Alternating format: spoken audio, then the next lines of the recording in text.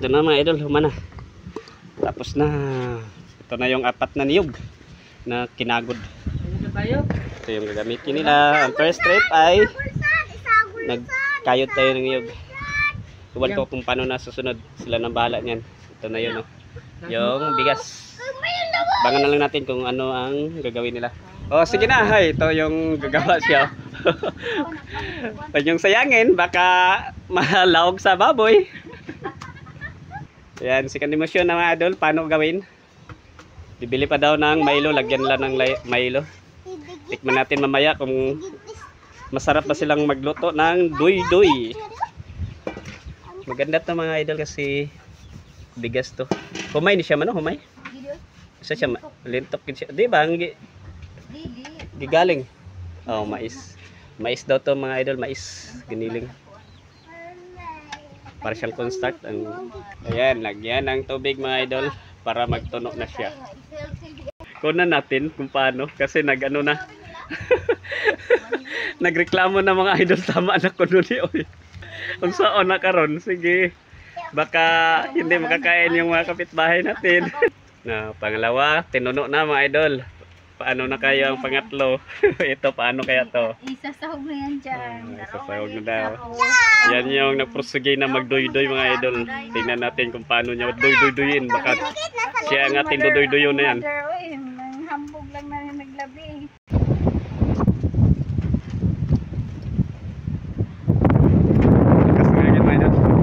Kasi silang naghawak mga idol. Tuno na tuno. Ganyan lang mga idol ha. Tutukan natin to kung paano talaga gawin nila. Yan mga idol, isang pitsil yung tuno yung ginagamit nila. Yan.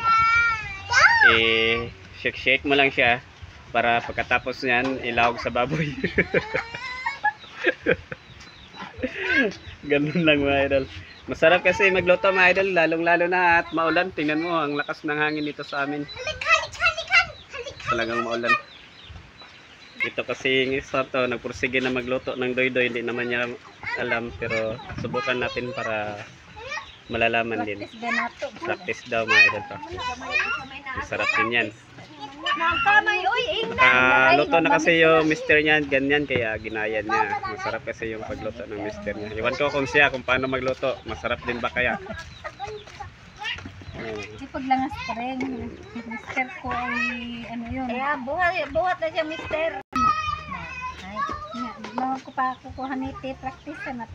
Haniti ko na yung mister. Siya, di pa ko na haniti. Shake. Pagkatapos yan mga idol, lagyan pa daw ng kamay. Asukar. Para matamis. Ito yung tawag sa amin mga idol, doy-doy. Tapos sasalang na.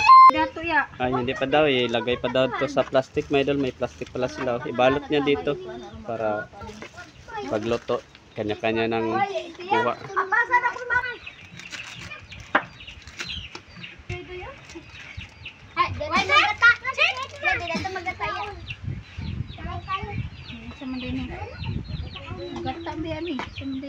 Yan, shake mga idol, nilagyan ng Milo para masarap. Pagkatapos, iwan ko kung paano na. Ayun yung napursige, kulang pa yung gata niya. Naggata siya ng panibago kasi kulang. Yan, nagtulong na sila. Pangalawa, lagyan ng kamay. Yan, kamay mga idol. Ibabalot na dito sa plastic mamaya. Plastic na ibalot. Dalawang kalating kilo sa isang gantang pala nito mga idol.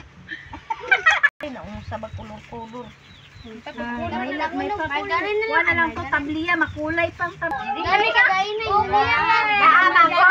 manggot takuan kay kinanglan bati ko ano man to? Batiron. Dapat di ko ano ito, batandaan. Ininit lang katakap na to. Ayaw ka! Ang pasimono! Nagtakos-takos na. Ganyan mga idol yan. Nag-practice man si Dalay.